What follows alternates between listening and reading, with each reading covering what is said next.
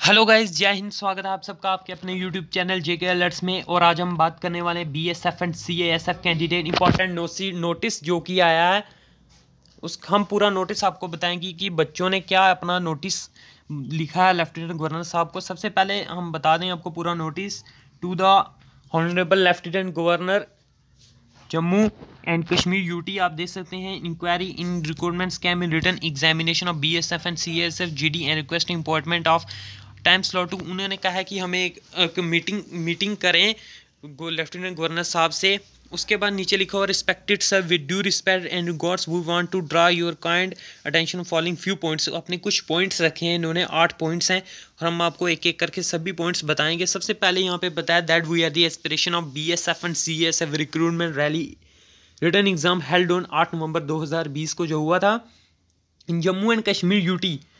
उसके बाद यहाँ पे बताया कि इट वाज मेंशन एग्जाम्स आप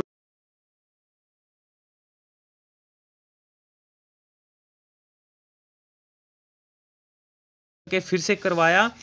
उसके बाद यहाँ पे बताया कि बहुत सारे मोबाइल फोन्स अंदर चले जिस कारण ये पेपर लीक हुआ। उसके बाद नीचे उन्होंने बताया सर्कुलेटिव पेपर सर्कुलेट हुआ through different modes to some candidate who have influence the paid huge amount to their agents की बहुत सारे एजेंट्स ने पैसे लेकर बच्चों के नंबर आए।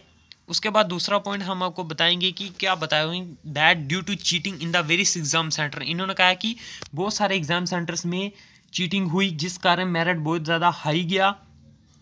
जिन बच्चों ने बहुत ज़्यादा हार्ड वर्क किया था उनका नंबर नहीं आया। जिन बच्चों ने एक रो में 60 या 65 मार्क्स लाए हैं उन बच्चों का नंबर नहीं आया। ये बहुत बुरी बात है।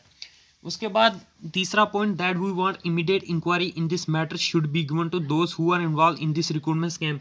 जो इस रिक्रूटमेंट स्कैम में मिले हुए थे उन सब की एक इंक्वायरी बिठाई जाए।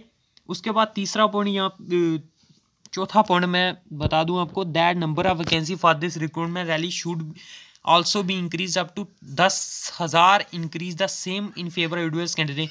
इन्होंने कहा कि कम से कम हमें 10,000 वैकेंसीज दी जाए, जो कि हमारे लिए बहुत अच्छी बात है कि अगर हमारी बात ये लेफ्टिनेंट गवर्नर साहब मान लेते हैं तो हमें 10,000 वैकेंसीज दी जाएगी। उसके बाद यहाँ पे लिखा हुआ 5वां point that until the unless our demands are not heard we will continue our peaceful protest against the government. कि हम अगर हमारी डिमांड्स पूरी नहीं होती हो तो हम पीसफुल प्रोटेस्ट फिर से शुरू कर देंगे सरकार के खिलाफ, जो कि हमारा चल ही रहा है। उसके बाद 6वां पॉइंट देख सकते हैं हम that there are many general candidate who are poor and they have under EWS when they went to get the token. जी बहुत सारे ईडब्ल्यूएस कैटेगरी के बच्चे थे, कईयों के पहले ले लिए गए सर्टिफिकेट, कईयों के बाद में नहीं लिए